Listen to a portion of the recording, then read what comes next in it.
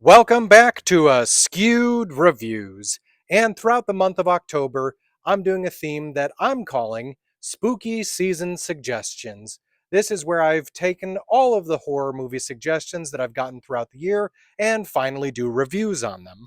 So today I have a viewer request for the 2010 film Tucker and Dale vs. Evil. Here is your trivia question for today. What advice does Tucker give Dale the first time he tries to talk to Allison? The answer will be at the end of this episode. So, in Tucker and Dale versus Evil, we have a group of college age friends who are out camping and having a good time. Now, also out in these same woods are a pair of good old boys named Tucker and Dale who managed to finally get a summer home that they're here to fix up.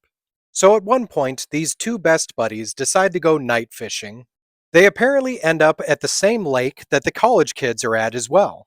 So one of them, named Allison, decides not to get in on the skinny dipping and instead moves over to another area by herself to go swimming.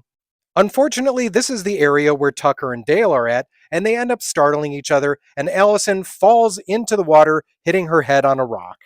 As Tucker and Dale try to save Allison, her friends show up and think that they're actually trying to kidnap her and run off in fear.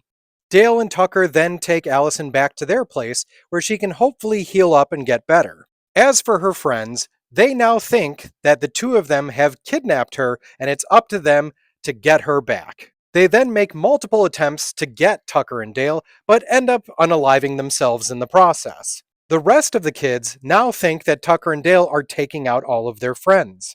So things are not looking good for the boys. Is there any way that they'll be able to get out of this situation? This movie was directed and co-written by Eli Craig. Now, if you're big into horror or even book talk here on TikTok, you may or may not have heard of the book Clown in a Cornfield, which is actually going to be the next film that Craig is working on. Both Alan Tudyk and Tyler Labine are so good in this movie. I also really enjoyed Katrina Bowden as the character of Allison.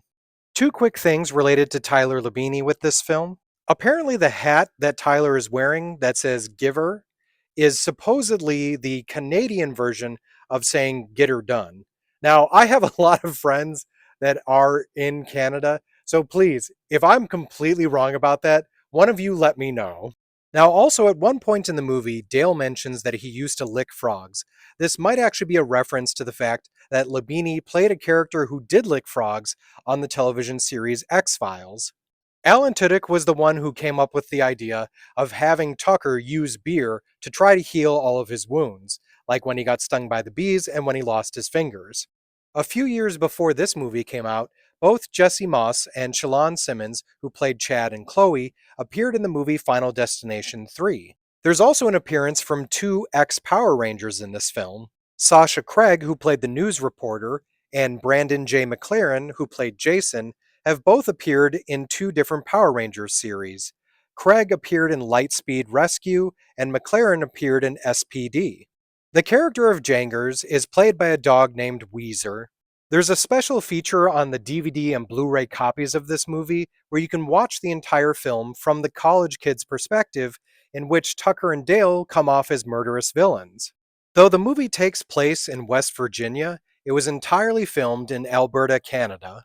It's a little hard to get the specific body count for this film. You do have the reporter and the camera operator who are taken out at the beginning of the film. There's the 80s flashback sequence where I'm not entirely certain how many people are taken out during that. You have Mitch, who impales himself on a branch while running through the forest. You have Todd, who is carrying his branch and trying to use it as a weapon, but falls onto it and impales himself. You have Mike, who has my favorite death of the film, where he tries to attack Tucker and launches himself into the wood chipper. There's the sheriff, who mistakenly pushes against a post and ends up getting a board full of nails into the forehead. You have Chuck, who is trying to figure out the safety on his weapon but ends up taking himself out. Jason, who gets set on fire and then blown up. Chloe, who also gets set on fire and then blown up. Naomi, who gets a weed whacker to the face, set on fire, and then blown up. And then there's some people who think that Chad is supposed to be in the body count, but in actuality, if you were paying attention, he's the guy who shows back up at the beginning that takes out the news reporter and the cameraman. In 2014, there was talks of doing a sequel that potentially would have been called Tucker and Dale go to Yale. In the story, Dale would have been going to college. This was described as apparently a mixture of Good Will Hunting meets Texas Chainsaw Massacre. Alan Tudyk also had an idea of having Tucker and Dale in a situation that was similar to From Dusk Till Dawn. Honestly, if they ever do a sequel, I'm so up for it, no matter what it is. So when it comes to the film Tucker and Dale versus Evil, I love this movie. It's such a fun, entertaining story, and it's just fascinating to watch the different perspectives of how things are being seen throughout it. So for me, I'm going to give this movie a 4 out of 5. If you did enjoy this movie, other ones I recommend checking out are The Final Girls, The Babysitter, Shaun of the Dead, and The Evil Dead. Now it's time to answer the trivia question from the beginning of this episode. What advice does Tucker give Dale the first time he tries to talk to Allison? So Tucker's suggestion is to walk up and smile and laugh at whatever she says. Unfortunately for Dale, though, he's holding a scythe and laughing and smiling at the wrong moments, so it definitely comes off as creepy. I hope you enjoyed this episode of Askewed Reviews, and if there's a movie you'd like to see get a review, just mention it in the comments.